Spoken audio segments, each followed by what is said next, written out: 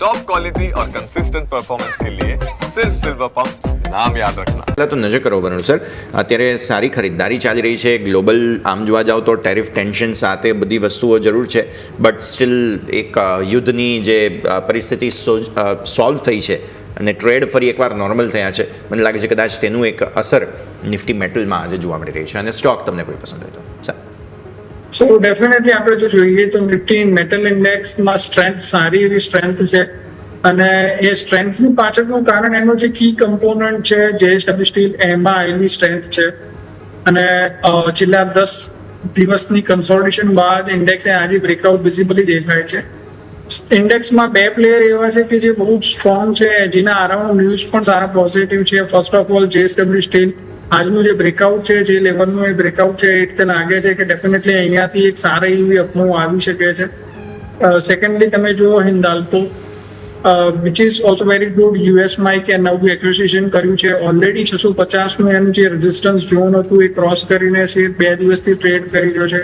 તો this two stocks are very good. અને મને એવું લાગે છે મેટલ સેક્ટરમાં આ બે કંપનીઓમાં ડેફિનેટલી આપણે પોઝિશન બનાવવી જોઈએ.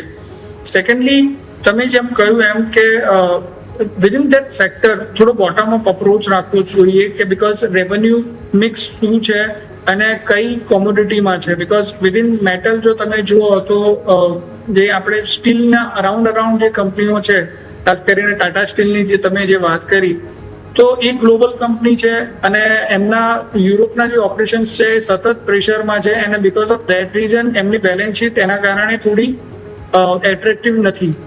અને એના કારણે પ્રાઇસ એક્શન એવો સિગ્નિફિકન્ટ જોવા નથી મળ્યો. જ્યારે ઇન્ડિયા ઓરિએન્ટેડ જે કંપનીઝ છે, ખાસ કરીને જેએસડબલ્યુ સ્ટીલ, એની રેવન્યુ મિક્સ બહુ જ ડાયવર્સિફાઈડ છે. એના વેલ્યુ ચેઇન જે ક્રિએટ કરી છે એમને, એના કારણે એમના માર્જિન્સ તમે જુઓ થ્રુઆઉટ આ લાસ્ટ 10 થી 15 વર્ષની અંદર સાયકલિકલ બિઝનેસ હોવા છતાં, સેક્ટર સાયકલિકલ હોવા છતાં, જેએસડબલ્યુના માર્જિન અને પ્રોફિટ બંને સસ્ટેન રહ્યા છે એક સારા એવા ગ્રોથ રેટ પર. સો દેટ્સ વાય મને જેએસડબલ્યુ સ્ટીલ બહુ વધારે પસંદ છે. હિન્દાલ્કો, બીકોઝ હું એવું માનું છું કે યુએસનો એમનો પ્લાન્ટ 2027માં ઓપરેશનલ થવાની વાત છે અને યુએસમાં જે એક્વિઝિશન કર્યું છે, અને એલ્યુમિનિયમના પ્રાઇસ પણ તમે જુઓ એલિવેટેડ છે.